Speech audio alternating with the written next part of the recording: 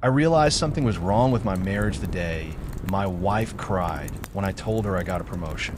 Not happy tears, not overwhelmed tears. She looked at me like I'd just ruined something. We'd been married 7 years. No kids yet by choice, or at least that's what I thought. We were stable, not rich, but comfortable. Same routines, same friends, same quiet weekends. People always said we were solid, the kind of couple you don't worry about. So when my boss called me into his office that afternoon and offered me a senior role with a serious raise, my first thought wasn't the money. It was relief. It was finally feeling like I was moving forward after years of grinding. I came home early, stopped for a favorite takeout, and rehearsed how I'd tell her in the car like a teenager practicing a confession. She was sitting at the kitchen table when I walked in. Laptop open, phone face down. She looked tense, like she'd been waiting for something. "I got the promotion," I said, smiling. "We're good. Like really good." She didn't smile back. She stared at me for a long second, then her eyes filled up. She covered her mouth, stood up too fast, and walked past me into the bedroom. I followed, confused. "Hey, what's wrong? This is good news." She sat on the edge of the bed and cried quietly, her shoulders shaking. Not hysterical, controlled, like she was trying not to break down completely. "I just didn't expect this," she said. "That I'd succeed?" I joked weakly. She flinched. That's when my stomach dropped. "I'm happy for you," she said quickly. Too quickly. "I just need a minute." I gave her space, because that's what you do when you trust someone. That night, she barely touched her food. She asked strange questions about my new schedule, travel expectations, whether I'd be working late more often. When I asked why it mattered, she said she was just adjusting. But something had shifted. I could feel it. Over the next few weeks, the distance grew. She started staying up later than me, taking calls in another room, locking her phone, which she'd never done before. She became overly supportive in a way that felt rehearsed. Whenever I brought up kids again, she deflected. "After things settle. Let's not rush. Now isn't the right time." One night, half asleep, I felt her get out of bed around 2 a.m. I assumed she was using the bathroom. She didn't come back for almost half an hour. The next morning, I noticed her car mileage was higher than it should have been. When I asked about it casually, she shrugged. "Probably errands. I don't really track it." She used to track everything. I didn't confront her. Not yet. Part of me didn't want to know. Another part kept telling me I was being paranoid. Then I got an email at work that wasn't meant for me. It was forwarded accidentally by a colleague who thought I was already looped in. A calendar invite confirmation from a fertility clinic. My wife's name was on it. Not mine. Just hers. I stared at the screen, rereading it until the words blurred. The appointment had happened 2 months earlier. Then another one a few weeks after that. And another. I felt sick. That night, I asked her directly. "No accusations. Just the truth. Why were you going to a fertility clinic without me?" She froze. Then she laughed. A sharp, nervous laugh that didn't match her face. "Oh, that. It was just information. I wanted to understand my options." "Options for what?" I asked. She hesitated. "In case we decide later." That answer made no sense. Fertility clinics don't schedule repeated visits just in case. I pressed harder. She cried again. Apologized for not telling me. Swore there was nothing else going on. I wanted to believe her. So I did, until the letter arrived. It came in the mail, addressed to her, but with my last name misspelled. Official looking, thick paper. I shouldn't have opened it, but I did. It was a legal notice, a guardianship update, her name, another man's name, and a child I'd never heard of. I sat there on the couch, the house dead silent, realizing that my wife hadn't just been keeping secrets. She'd been living an entire life parallel to mine. And the worst part, the dates lined up exactly with the moment my career started taking off. I read the letter 3 times before my brain accepted what my eyes were seeing. A child, not hypothetical, not maybe someday. A real child with a birth date. 3 years old. The document was dry and legal, but every line felt like a punch. It mentioned shared guardianship, medical consent, school district jurisdiction. Things you don't put on paper unless a whole life already exists. I checked the date at the top. The child had been born 2 years into our marriage. I didn't confront her right away. I don't know why. Shock, maybe. Or fear of what confirming it out loud would do to me. Instead, I sat there replaying every argument we'd ever had about kids. Every time she'd said she wasn't ready. Every time she cried when friends announced pregnancies. Every time I'd assumed it was pressure or timing. I'd never once considered that the problem wasn't if she wanted a child. It was with whom. When she came home that evening, I was still on the couch. The letter was folded neatly on the coffee table. She saw it immediately. Her face went blank. Not angry, not scared, resigned. "You opened my mail," she said quietly. "That's what you're upset about?" I asked. She closed the door behind her and leaned against it, like her legs couldn't hold her up anymore. For a moment, neither of us spoke. The silence felt thick, suffocating. Finally, she nodded. "Okay, that was it. No denied. No confusión. Just okay. How long were you planning to keep this from me?" I asked. She slid down the door and sat on the floor. "I didn't know how to tell you. That's not an answer. Forever," she said. Her voice cracked. "Probably forever." I laughed, but there was no humor in it. "You have a child. With another man. And you thought you could just what? Let me grow old next to you and never notice?" She covered her face. "It wasn't supposed to happen like this." "Nothing ever is," I said. "Start talking. Now." She wiped her eyes and looked up at me. "I met her before you. Years before. We dated briefly. It ended badly. Then you and I met. You were safe, stable, kind. I felt something twist in my chest. And then, I asked, and then I found out I was pregnant. The room felt like it tilted. I didn't tell you," she continued. "We just got married. You were so excited about our future. I panicked. So you cheated," I said flatly. She shook her head. "No, not at first. The child is his. From before. I waited. And then, I repeated." She swallowed. "He wanted to be involved. I didn't. We fought. I told him to stay away. And you thought that would work?" "It did. For a while." I stood up and started pacing. "So when did it turn into this?" "When you started getting promoted," she said. I stopped walking. "What?" He came back. He said he wanted more time, more access. And suddenly, he had leverage. My stomach sank. "Leverage how?" "He knew about you," she said. "About our marriage. He said if I didn't cooperate, he'd tell you everything. So you agreed to joint guardianship," I said slowly. "Yes." "And the fertility clinic?" She hesitated. "That was him," she admitted. "He wanted another child. He said siblings mattered. Stability mattered." I stared at her like I didn't recognize the person in front of me. "You were considering having another man's child," I said, "while married to me." She didn't answer. That silence was confirmation enough. I felt something inside me go cold. "Does he know where we live?" She nodded. "Does he come here?" Another pause. Then, barely audible sometimes, "When you're at work." I grabbed the back of a chair to steady myself. "How long?" I asked. "Almost a year." A year. A year of shared dinners, shared beds, shared plans, built on a lie so massive it made everything else feel fake. "Why stay married to me?" I asked. Her answer destroyed me. "Because you're good," she said. "You make life easier. Predictable. Safe." I felt used in a way I'd never experienced before. Like I wasn't a partner, but infrastructure. Something convenient she'd built her real life on top of. "So what now?" I asked. "What was the end game?" She looked up at me, eyes red.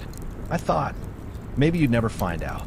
Or maybe, one day, I'd tell you and you'd understand.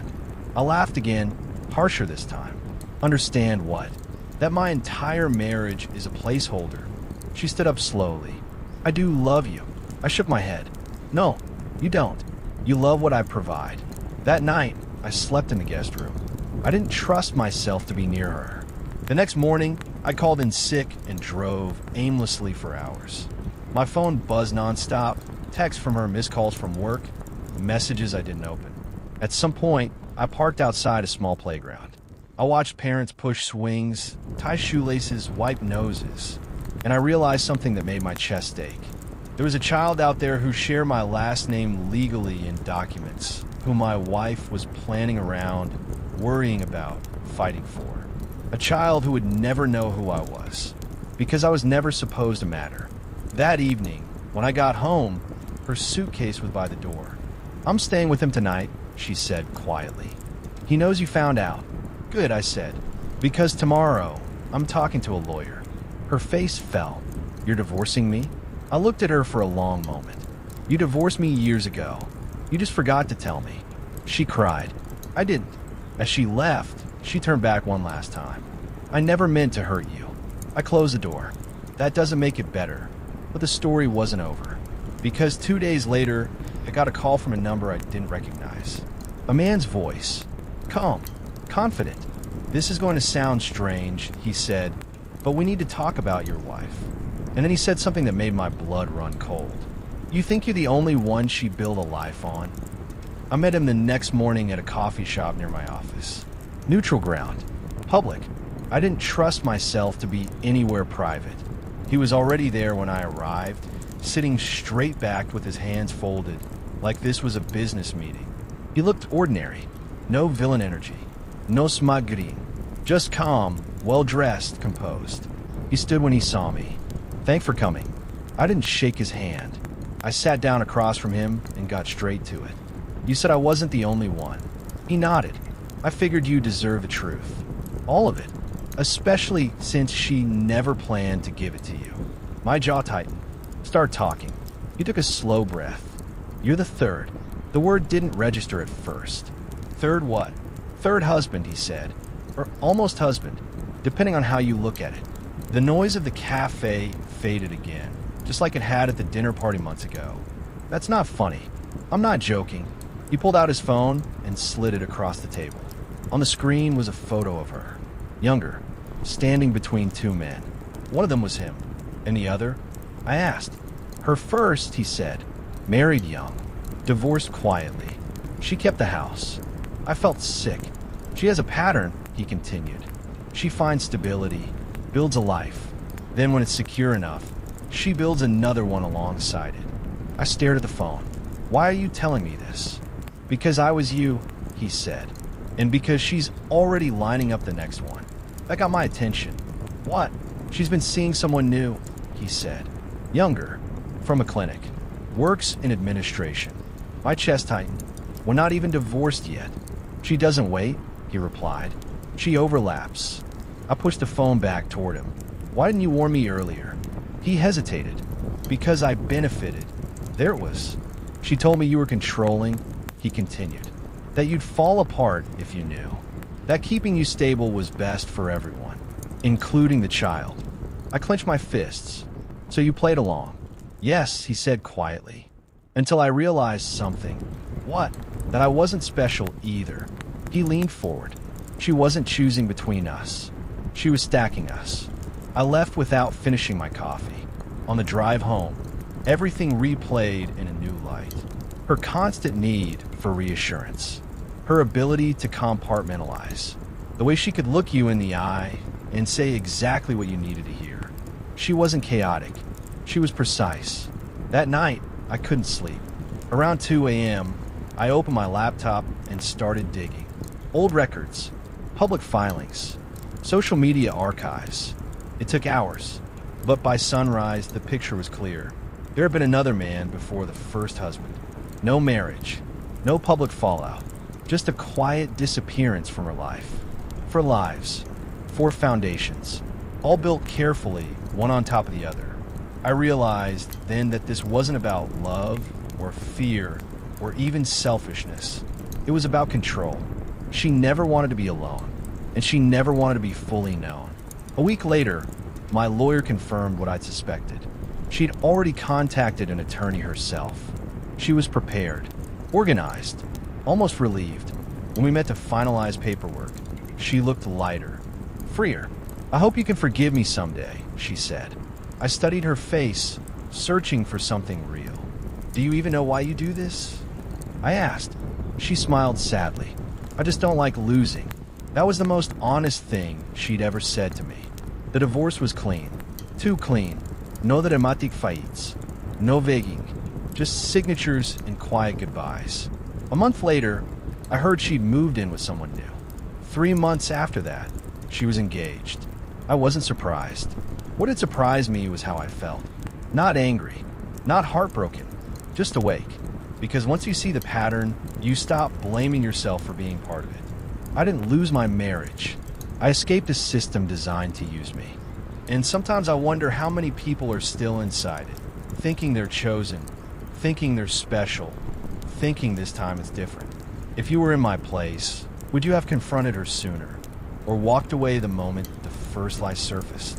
Let me know what you would have done, because I read every comment. And if stories like this make you think twice about the people you trust, make sure to like and subscribe so you don't miss the next one. I found out my partner had already destroyed my reputation long before I discovered the affair. And the worst part wasn't the cheating. It was realizing I had been walking through a life she quietly rewrote behind my back. For most of our relationship, I believed we were solid. Not perfect, but steady in the way that comes from shared routines, shared jokes, shared exhaustion after long days. We had been together almost 7 years. Long enough that people stopped asking how long we'd been dating and started assuming permanence. Long enough that our names were said together without thinking. Long enough that I trusted the ground under my feet. Her name was Claire. We met in our mid-20s at a mutual friend's birthday party. She laughed at something stupid I said about the cake being dry, and we spent the rest of the night talking on the balcony while everyone else danced inside.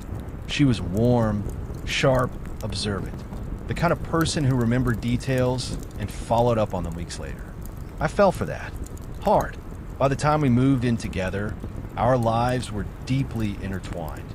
Same friend group, regular dinners with each other's families, weekend routines that felt almost sacred, grocery shopping on Sunday mornings, movie nights on Thursdays. We talked about marriage in that slow, assumed way, not as a question of if, but when things felt a little more settled. From the outside, nothing looked wrong. That's the part that still messes with me. The first crack didn't come from jealousy or suspicion. It came from confusion. I started noticing small shifts in how people treated me. Conversations that went oddly quiet when I entered a room. Friends who used to text me daily, now responding hours later, shorter, colder. A few canceled plans that felt strangely coordinated. At first, I chalked it up to adulthood. People get busy. Priorities change. I didn't think to connect to Claire at all. Why would I? If anything, she seemed more affectionate than usual during that time. More check-ins, more reassurance, more "I love you," said casually, almost reflexively. It felt comforting, like she sensed my stress and was leaning in. Looking back, that affection was part of the preparation. The first real warning sign came at a friend's engagement party. We were standing near the bar when one of my closest friends, Mark, approached us. He hugged Claire warmly, then gave me a look that felt measured, like he was choosing his words carefully. "You good?" he asked me. "Yeah," I said. "What?" He hesitated. Just a beat too long. No reason. Just checking. Later that night, when Claire stepped away, Mark leaned in again. His voice dropped. "Hey man, if you ever need to talk about anything, you know I'm here, right?" My stomach tightened. "About what?" He shook his head quickly. "Nothing. Forget it." That should have been the moment I pushed harder. Instead, I laughed it off and blamed the open bar. I didn't want to imagine there was something everyone else saw that I didn't. Over the next few weeks, those moments multiplied. Claire's sister stopped replying to my messages altogether. A couple we used to double date with suddenly became busy every time we reached out. Even my own brother asked me one night, out of nowhere, "You and Claire doing okay?" That one stung. "What makes you ask that?" I said. He shrugged. "Just a vibe. You seem off." Claire was sitting right next to me on the couch, scrolling through her phone. She didn't look up. "Everything's fine," I said, forcing a smile. And for the first time, I noticed how practiced that smile felt. The affair didn't reveal itself dramatically. No lipstick on a collar. No late-night phone calls. No mysterious charges. Claire was careful, precise. It started with her phone face down more often, then with work events that suddenly ran late, then with a new name mentioned casually in conversation. Daniel, a colleague, a project lead, someone I supposedly heard about before. I hadn't. When I asked questions, Claire answered smoothly. Too smoothly. Details without hesitation. Stories that lined up just enough to sound real. Still, even then, cheating wasn't my first thought. The truth came to me sideways. One night, I got a message from an old college friend I hadn't spoken to in years. Someone outside our shared social bubble. "Hey," the message read, "this might be awkward, but I wanted to check on you. Are you okay?" I stared at the screen, heart pounding. Why wouldn't I be? I replied. There was a long pause. "I heard some stuff," they finally said, "and I realize you might not know." "What stuff?" I typed. Another pause. Longer this time. That Claire's been seeing someone else. For a while. My hands went cold. I asked who, when, how they knew. They answered carefully, like someone stepping through glass. Mutual connections. Workplace overlap. Things overheard at gatherings. Nothing concrete, except one detail that hit like a punch. She's been telling people you already know, that you're basically separated, just still living together for convenience. I sat there in silence, the room humming around me. That wasn't just cheating. That was erasing me. When Claire came home that night, I didn't confront her immediately. I watched her, the way she kicked off her shoes, the way she hummed while pouring a glass of water, the way she asked about my day without really listening to the answer. I realized something terrifying. She wasn't nervous. She wasn't scared of being caught. She thought she was done already. The confrontation happened 2 days later, after I gathered enough fragments to know I wasn't imagining things. I didn't yell. I didn't cry. I just asked her directly, "How long have you been telling people we're basically over?" Her reaction told me everything. She didn't deny it. She didn't look shocked. She looked tired. "I didn't think you'd find out like this," she said quietly, like it was a scheduling issue. "How long?" I asked again. She sighed. "Almost a year. A year. While we shared a bed. While we attended holidays together. While she held my hand in public." "And Daniel?" I asked. She nodded. 6 months. I felt hollowed out. "You cheated on me," I said. "And then you made sure everyone thought I already knew." She rubbed her temples. I didn't want to look like the bad guy. That sentence rewired something in my brain. It wasn't just betrayal. It was reputation management. Narrative control. She hadn't just lied to me. She had told a story about me to the world. One where I was passive, distant, almost complicit. So when this came out, I said slowly, "You'd already softened the fallout." She didn't answer. That silence was confirmation. The aftermath was worse than the discovery. When we broke up officially, people weren't surprised. They weren't angry on my behalf. Some were sympathetic but guarded, like they'd already chosen sides long ago. A friend I'd known for a decade told me, "I assumed you too had an understanding." Another said, "Claire made it sound like you were checked out emotionally." Someone else actually asked me, "Why did you stay if you knew?" Every one of those questions felt like being gaslit in stereo. The most painful part wasn't losing Claire. It was realizing I had been quietly isolated while still standing in the middle of my own life. The truth was, Claire had been laying groundwork, confiding selectively, painting herself as lonely, framing me as distant, unavailable, difficult, nothing dramatic, just enough to tilt perception. By the time I learned the truth, the story was already written, and undoing it felt impossible. One night, weeks after she moved out, I sat alone in the apartment that suddenly felt unfamiliar. The silence pressed in. I replayed conversations from the past year, hearing them differently now. The pauses, the vague complaints, the subtle digs disguised as concern. I wasn't just grieving a relationship. I was grieving the version of myself other people thought they knew. That's when I realized something that scared me more than the betrayal itself.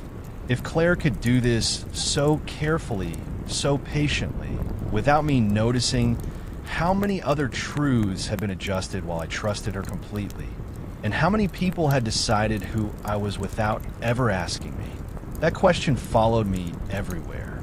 And it was about to lead me somewhere I didn't expect. Because the deeper I dug, the more I realized Claire hadn't just prepared people for the end of our relationship. She had prepared them for something else entirely. I didn't plan to investigate my own breakup, but once I realized how carefully Claire had shaped the story around us, I couldn't stop myself. It wasn't about revenge. It was about sanity. I needed to know what was real and what had been quietly rewritten while I was still living inside it. The first thing I did was reach out to Mark. I hadn't talked to him since the confrontation. Part of me was embarrassed. Another part was afraid of what he might confirm. But he agreed to meet for coffee without hesitation.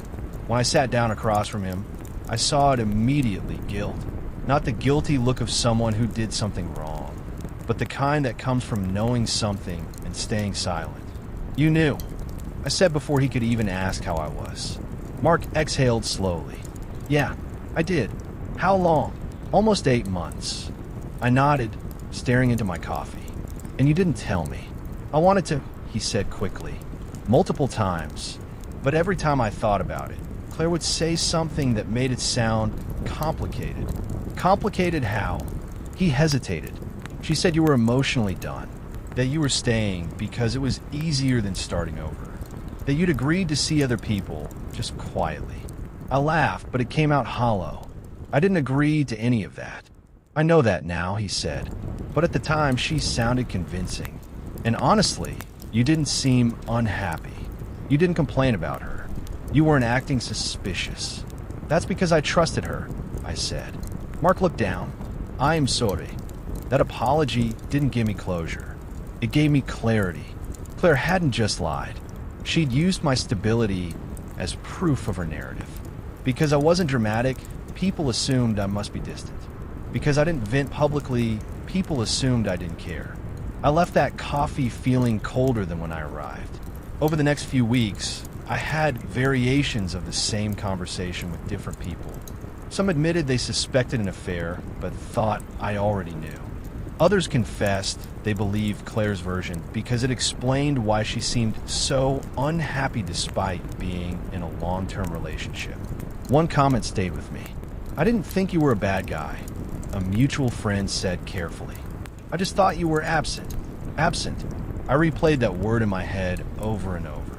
The irony was brutal. I had been present in every tangible way. Emotionally supportive, consistent, loyal. But Claire had reframed presence as neglect by redefining what she needed without telling me. And because she spoke first, her version stuck. The deeper I dug, the clearer the pattern became. Claire never trashed me outright. She never called me abusive or cruel. That would have raised questions. Instead, she painted me as a good guy who just wasn't showing up anymore. A partner who loved her, but not in the way she needed. A man who had already emotionally left. It was subtle, strategic, and devastatingly effective. The next revelation came from an unexpected place: her sister. We hadn't spoken since the breakup. I assumed she hated me. Then one night she texted, "Can we talk? I think I owe you something." We met at a quiet park, sitting on opposite ends of a bench like strangers. She looked uncomfortable, twisting her hands together. "I didn't know everything," she said, "but I knew enough to realize now that something was wrong." "Like what?" "She told me you checked out months ago, that you barely talked to her, that she felt invisible." She swallowed. "But every time I saw you together, that didn't match." I said nothing. She asked me once if I thought she was a bad person for wanting more. Her sister continued. I told her no. I told her she deserved to be happy. I closed my eyes. "She took that as permission," she whispered. I think she'd already decided what she was going to do. That was the moment I understood something crucial. Claire hadn't cheated impulsively. She hadn't been swept away by temptation. She had constructed moral cover first. Slowly, carefully, she made sure she wouldn't be alone in her guilt. By the time she crossed the line, she'd already built a world where she was justified. Living alone after she moved out was disorienting. The apartment felt too big and too empty at the same time. Every corner held a memory that now felt contaminated, not by the affair itself, but by the realization that I'd been living alongside a stranger who was actively planning an exit. Some nights, I replayed conversations, hearing the double meanings. The way she'd say things like, "I don't feel connected anymore," without ever saying to me. The way she'd sigh after hanging out with friends, then retreat into herself. I had assumed she was stressed. She had assumed I was convenient. The hardest part wasn't anger. It was doubt. I started questioning my own perception, wondering how I missed so much, how I could be so confident in something that was apparently false. I caught myself rewriting memories, searching for clues. Was she ever really happy? Was I ever enough? Or was I always just a safe option? That spiral nearly broke me. What pulled me out was a conversation with my brother, the same one who'd asked if we were okay months earlier. You know what scares me the most? I told him one night that everyone believed her, that maybe I actually was absent and just didn't realize it. He shook his head immediately. "No, that's not it." "Then what is it?" "She controlled the narrative first," he said. "People believe the first version they hear, especially if it sounds reasonable." Reasonable. That word kept coming up.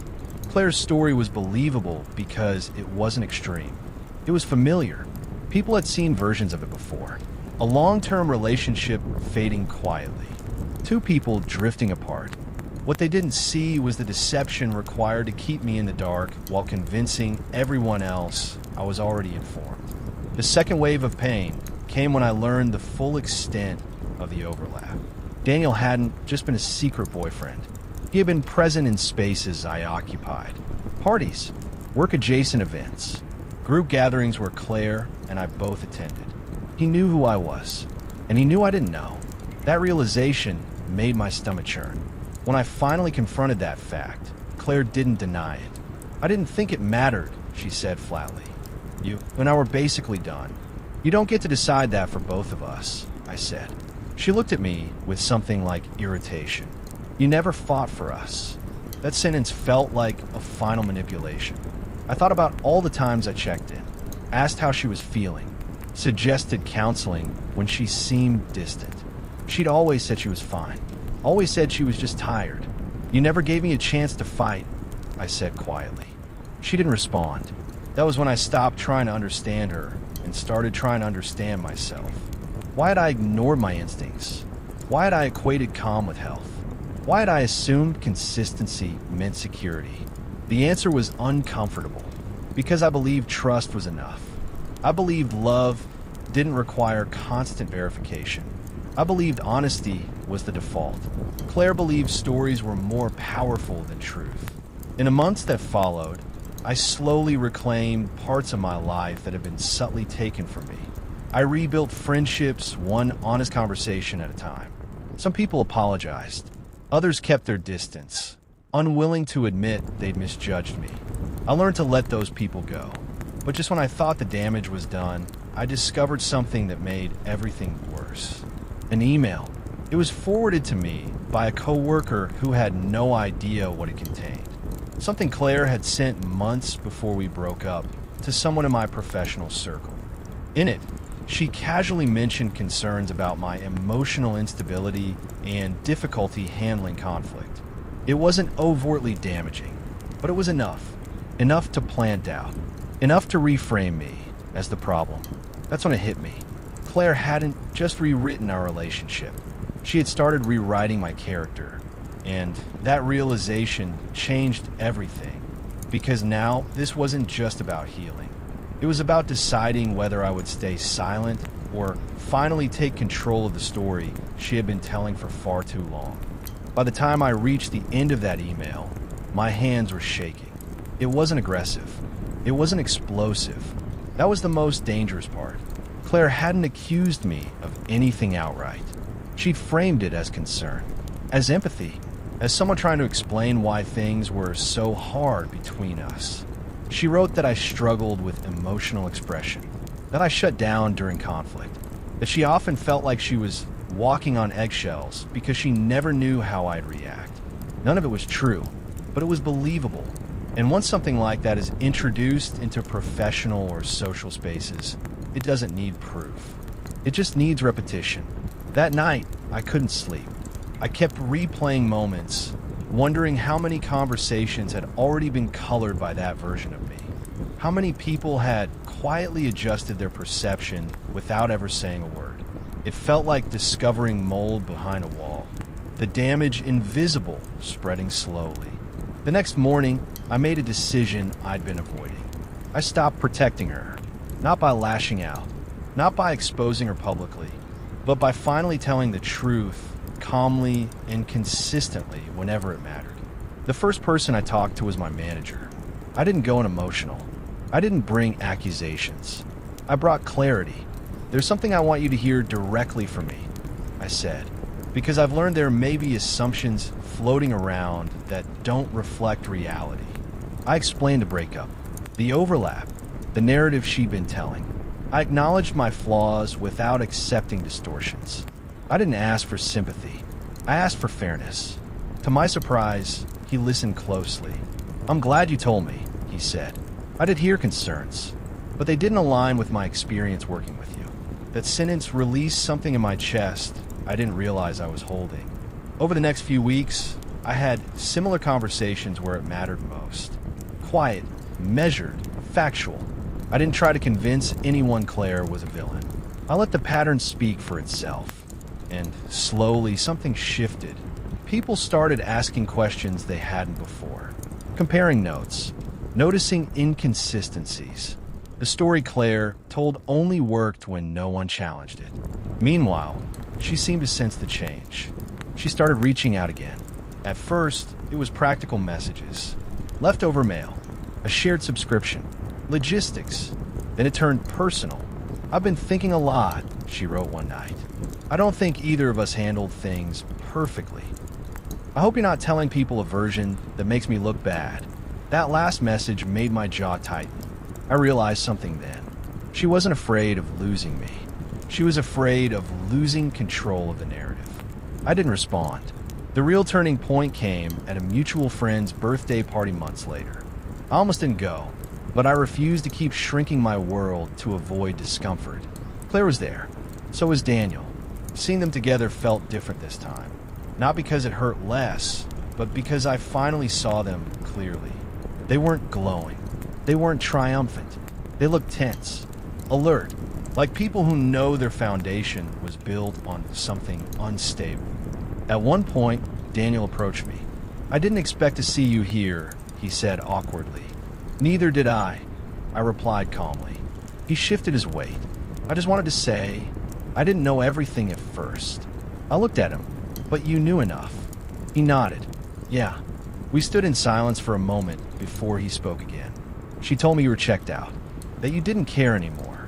"I cared," I said. "I just trusted her." He exhaled slowly. "I'm starting to see that." That conversation didn't bring closure, but it brought confirmation. Claire's version was unraveling. Not because I attacked it, but because it couldn't survive daylight. Later that evening, Claire cornered me near the kitchen. "You've been talking," she said sharply. "I've been honest," I replied. She crossed her arms. "You're making me look like a liar. You did that yourself." Her eyes flashed. "I didn't cheat on you because I was evil. I cheated because I was unhappy." "That may be true," I said evenly. "But you lied because you wanted to avoid consequences." For the first time, she had no rebuttal. She walked away without another word. I left shortly after, feeling lighter than I had in months. Healing wasn't immediate after that. Some damage doesn't reverse just because the truth emerges. Trust, once fractured, leaves scars, not just in relationships, but in how you see yourself. I had to relearn something basic. Being calm doesn't mean being absent. Being trusting doesn't mean being weak. Being private doesn't mean being dishonest. And loving someone sincerely doesn't make you responsible for the lies they tell to justify hurting you. Months passed. My life stabilized in ways I hadn't expected. New routines, new friendships, a quieter sense of self-worth that didn't depend on being understood by everyone. One afternoon, I received a final message from Claire. I hope someday you can forgive me. I stared at it for a long time before typing back. I already have, but forgiveness doesn't mean silence. She never replied. Looking back now, the betrayal wasn't just the cheating. It was the rewriting, the quiet manipulation, the way she tried to leave me holding guilt that was never mine. If you take anything from my story, let it be this. When someone controls the narrative, they control how others see you until you decide to speak. And if you're calm, kind, and trusting, don't let anyone convince you that those qualities make you invisible. Sometimes, the most damaging lies aren't shouted. They're whispered while you're still standing right there. If you've ever had someone betray you and then try to rewrite the story like you were the problem, drop a comment and tell me how you handled it. And if stories like this hit close to home, make sure you like and subscribe. More real, emotional Reddit stories are coming, and you won't want to miss the next one.